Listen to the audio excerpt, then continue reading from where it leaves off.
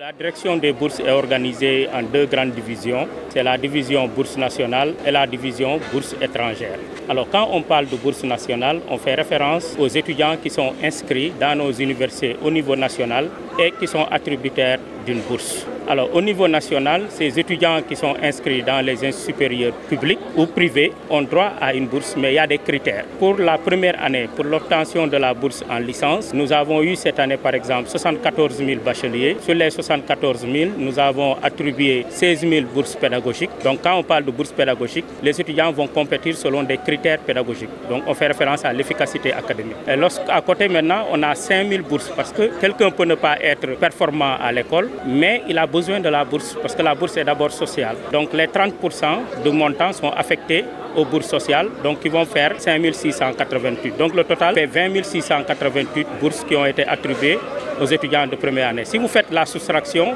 ça veut dire qu'on a 54 000 étudiants qui ne sont pas attributaires de bourses. Voilà. Voici la procédure d'attribution des bourses au niveau des premières années. Cela dépend de la taille de l'enveloppe allouée.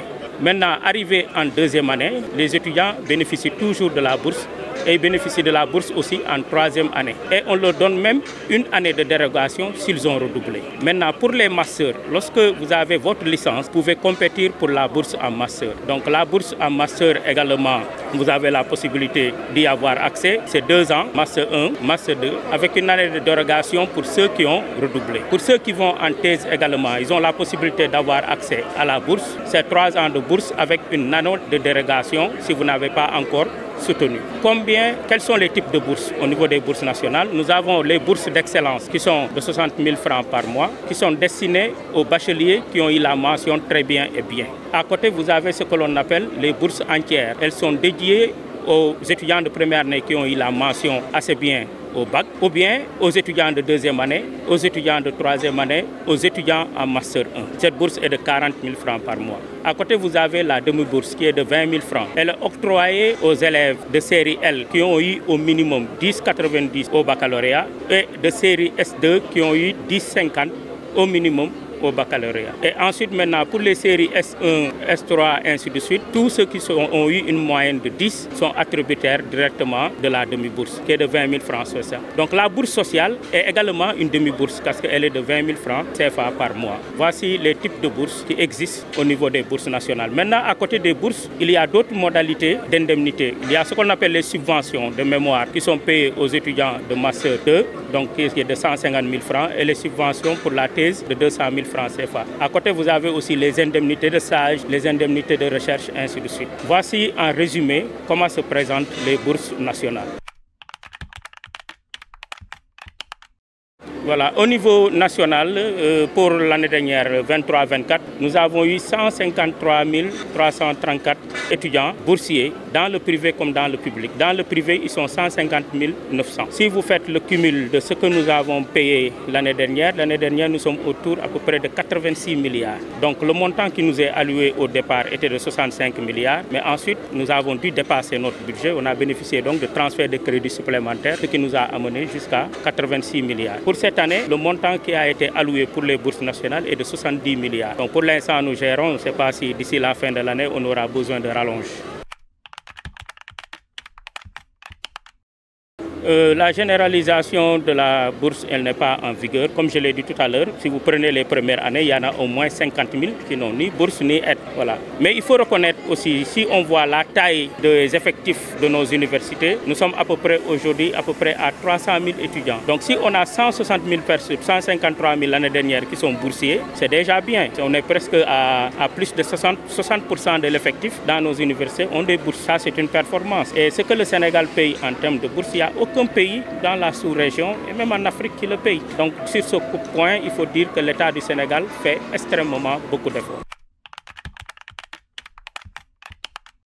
Le paiement de la bourse, quand on est arrivé, moi j'ai pris fonction le 13, on s'est rendu compte qu'il y avait beaucoup de tensions quand même entre la direction et les étudiants. C'est lié au fait que souvent les tensions sont liées au fait que les étudiants n'ont pas la bonne information. Et donc quand nous sommes arrivés, nous nous sommes dit qu'il faut mettre en place une nouvelle stratégie de communication, aller vers les populations, leur parler. Donc cette tournée que vous voyez ici, c'est une tournée qui est destinée aux lycées et aux universités. Donc la première stratégie que nous avons mise en place, c'est de dire que nous allons parler à nos futurs administrés, mais aussi nous allons parler avec avec nos administrés directs. Ça, c'est la politique de proximité. La deuxième activité que nous avons eu à mettre à place, c'est l'installation des antennes. Ça veut dire comment décentraliser les actions de la direction dans les universités. C'est là où on a installé les antennes dans les universités. On a installé Diamniadio, on a installé UGB, on a installé Thiès, Ziguinchor, on a installé Saint-Louis. Oui. Il nous reste aujourd'hui Dakar, Hussein et Bambey. Donc nous pensons que depuis que ce travail est en train d'être fait, nous avons constaté que les tensions inutiles ont baissé énormément. Et aussi, il faut que les étudiants comprennent que le paiement d'une bourse obéit à un chronogramme. Par exemple, aujourd'hui, nous sommes au mois de juin. Si nous voulons payer les bourses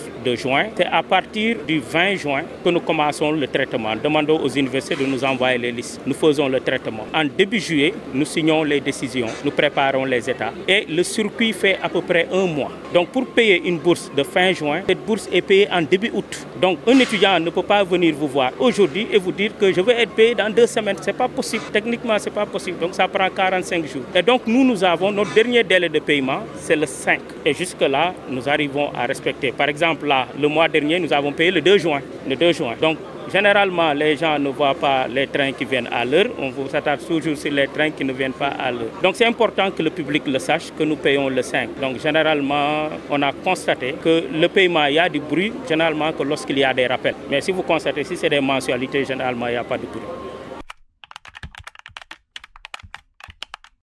Voilà, la bourse étrangère, on a 2 types de bourses étrangères. Il y a les bourses de la coopération et la bourse socio-pédagogique offerte aux étudiants de l'étranger. C'est quoi les bourses de coopération? Les bourses de coopération, ce sont des pays qui sont amis au Sénégal, comme le Maroc, Chine, Russie, en passant, qui décident d'offrir des bourses. Donc le Sénégal paye une partie, le pays d'accueil paye l'autre partie. Et quand vous bénéficiez d'une bourse de coopération, c'est le Sénégal qui vous paye le billet d'avion et qui vous amène dans le pays. On vous prend en charge totalement. Par contre, lorsque vous bénéficiez d'une bourse socio-pédagogique, ça veut dire quoi? La bourse socio-pédagogique, c'est que vous avez décidé après le baccalauréat, puisque l'État du Sénégal n'a pas amené votre fils, vous dites, moi j'ai les moyens d'amener mon fils à l'étranger. Maintenant, quand vous amenez votre fils, l'État du Sénégal dit, certes, vous avez dit que vous avez les moyens de prendre en charge votre fils, mais moi je viens en soutien, qu'on appelle la bourse socio-pédagogique. Et généralement, les dépôts se font entre le mois de novembre et décembre au niveau de Campus Sène. Et cette année, par exemple, on a eu à peu près 5000 et quelques demandes. Nous avons fait une attribution de 1097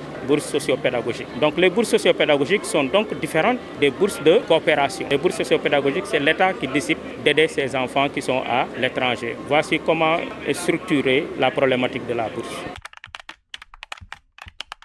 Les bourses socio-pédagogiques, ça dépend des pays. Par exemple, lorsque vous êtes dans les pays arabes, vous êtes au Maghreb, ou bien lorsque vous êtes en France, ce n'est pas les mêmes montants. Par exemple, si vous êtes à Paris, ce n'est pas les mêmes montants, mais le montant le plus élevé sur la bourse socio-pédagogique est de 3 368 000 francs CFA. Maintenant, à côté de ces... Par mois? C'est par mois?